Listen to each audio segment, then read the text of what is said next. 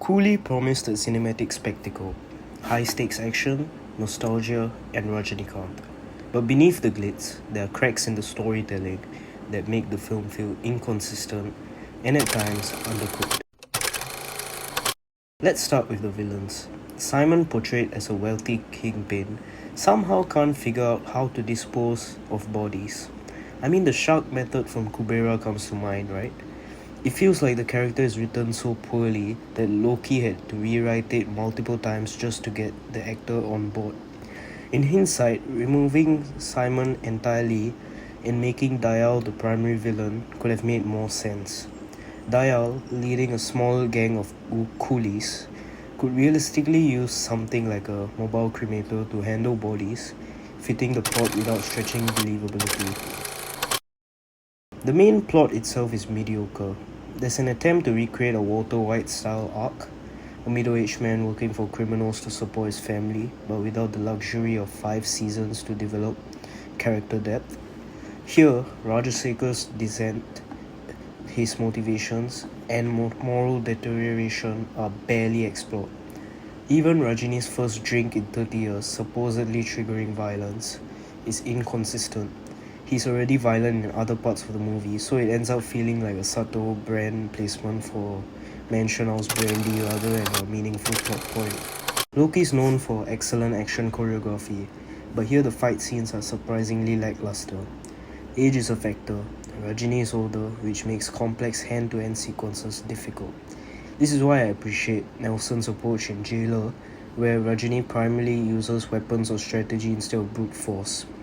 Even the Terminator-style chase sequence could have been smarter. Rajini has 19 coolies, but we only see 3 idiots being sent. It's inconsistent and underutilizes the character's potential. Musical sequences are a mixed bag.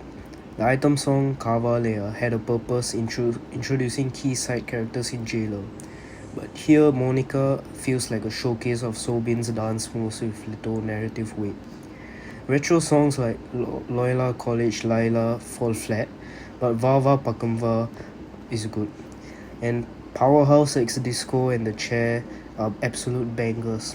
I could feel the adrenaline, wish I could inject Powerhouse X Disco directly into my veins. And yet, Anirudh cooks so hard for almost nothing narratively.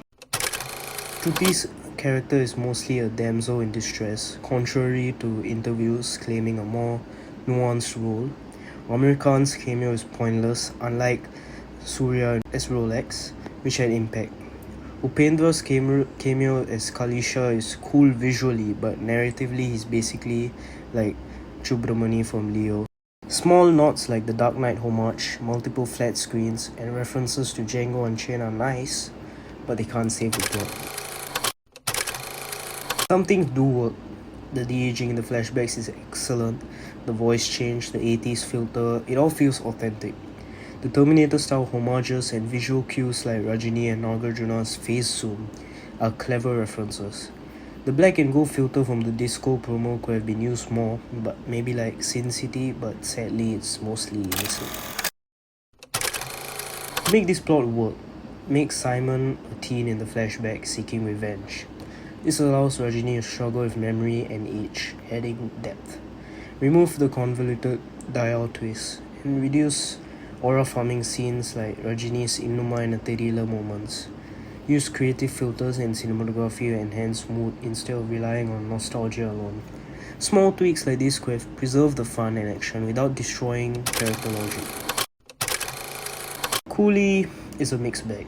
High energy sequences, nostalgic fan moments, and some excellent music, but poor villain writing, inconsistent character logic, and underwhelming fights prevent it from reaching its full potential. Still, for die-hard fans like me, moments like Rajini saying Mudichil Lama, Upendra's cameo, and the FDFS experience made it a ride worth taking.